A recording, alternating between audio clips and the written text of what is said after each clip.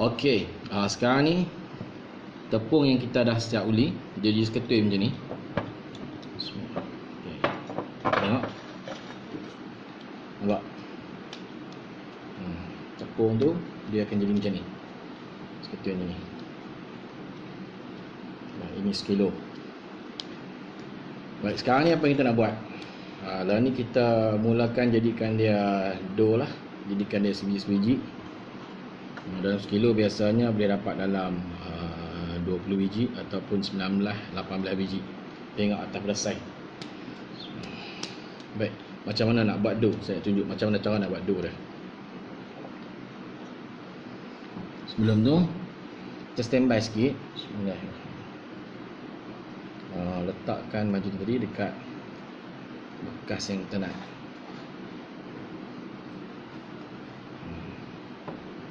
Okey, kat ni saya letak macam ni.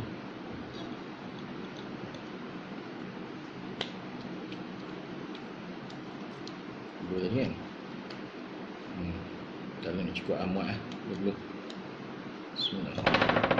Baik, cara dia itu tengok tengok betul. Ambil sikit. Dia kena cepat. Baru dia putih. Rasa sedap kan. Tengok. Cara masuk tepung macam ni. Jadikan dia bola. Buat bola. Ni lah bola macam ni. Saiz macam ni. Okey. Satu. Tengok dia. Okay. Sikit masuk. Yang penting tengok sini macam mana masuk dah.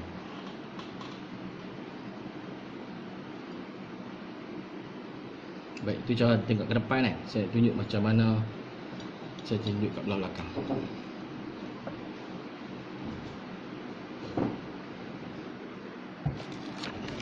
Okay, nampak macam mana saya buat.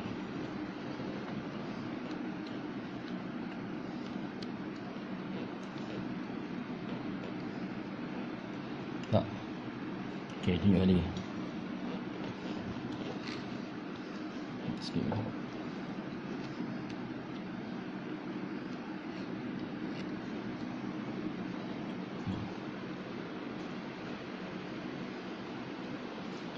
Nampak tu macam mana nak buat bola. Ni kira saiz agak besar ni. Ni saya ingat boleh dapat dalam 18 17. Kalau nak buat meniaga tu dia sesuai dalam 20 biji. Okey lah. Okey, ni saya kecil sikit. Tengok berapa minit.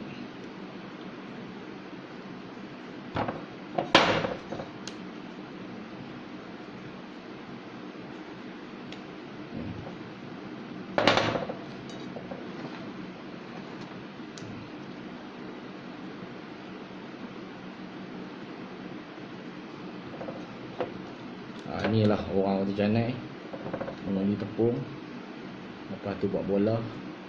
Dalam banyak-banyak pembuatan roti canai ni yang paling mencabar ialah gunting tepung ni lah kan. Nampak? Setiap biji kena gunting dengan jari. Kalau tak tepat, kalau nak dia kena masuk bagi padat. Nampak?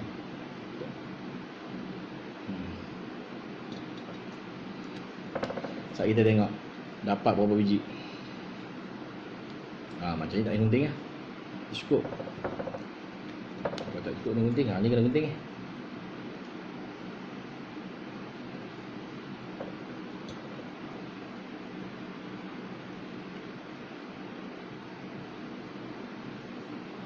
Saya besar sikit, kita kecilkan sikit. Dia ni besar tak? Kita kecil sikit. Besarnya.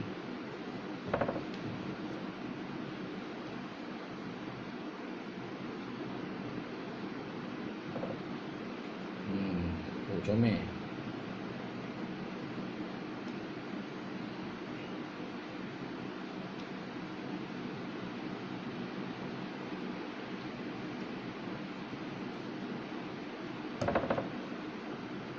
Okay.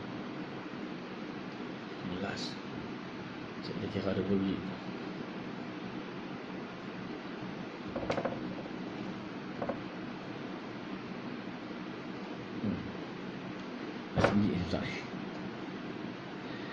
Alright. Buat. Silap ni betul. Betul kat sini. Okey, so sekarang apa kita nak buat? Kita letakkan margin di supaya dia tak melekat. Sebab esok baru kita nak tembak. Okey, margin. Macam banyak pun. Satu. Dua. Tiga. 4 5 Save sub 6 7 8 9 10 11 12